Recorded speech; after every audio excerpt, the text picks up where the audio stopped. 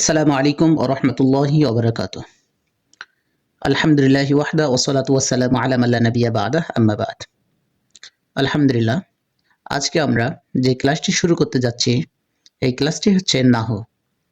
নাহু আমরা যে বেসিক যে বিষয়গুলো আছে এগুলো আমরা সংক্ষিপ্তভাবে এই ক্লাসে আমরা জানব এবং সহজভাবে।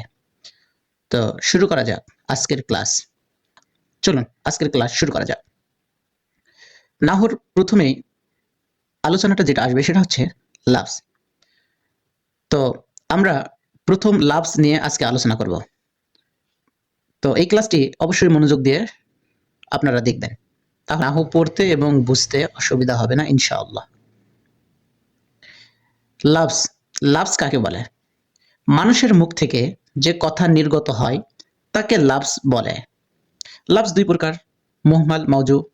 মুহমাল অনর্থক শব্দ, মাওজু অর্থবোধক শব্দ। মুহমাল এমন শব্দ যার কোনো অর্থ হয় না, অর্থাৎ অনর্থক শব্দকে মুহমাল বলা হয়। মাওজু এমন শব্দকে বলা হয় যা অর্থপূর্ণ, অর্থাৎ অর্থবোধক শব্দকে মাওজু বলা হয়।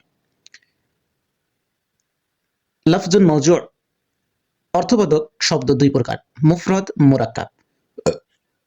মুফরদ এমন মুফরদ এমন একক শব্দকে বলা হয় যা একক অর্থ প্রকাশ করে, আর এর অপর নাম হচ্ছে কালেমা। মুফরদকে কালেমা বলা হয়। মুফরদ বা কালেমা তিন প্রকার, ইসিম, ফেল, হরফ। ইসিম কাকে বলা হয়?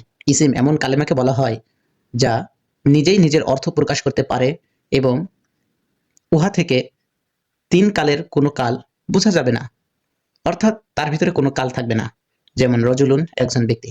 ফেল এমন কালেমাকে বলা হয় যা নিজেই নিজের অর্থ প্রকাশ করতে পারে এবং উহা থেকে তিন কালের কোনো একটি কাল বোঝা যাবে, যেমন জরাবা সে একজন পুরুষ, প্রহার করেছে, এটাতে আছে অতীতকাল। হারফ এমন কালেমাকে বলা হয় যা নিজেই নিজের অর্থ প্রকাশ করতে পারে না, বরং অন্য কালেমা এর সাথে মিলে অর্থ প্রকাশ করে, যেমন ফি, ইলা ইত্যাদি।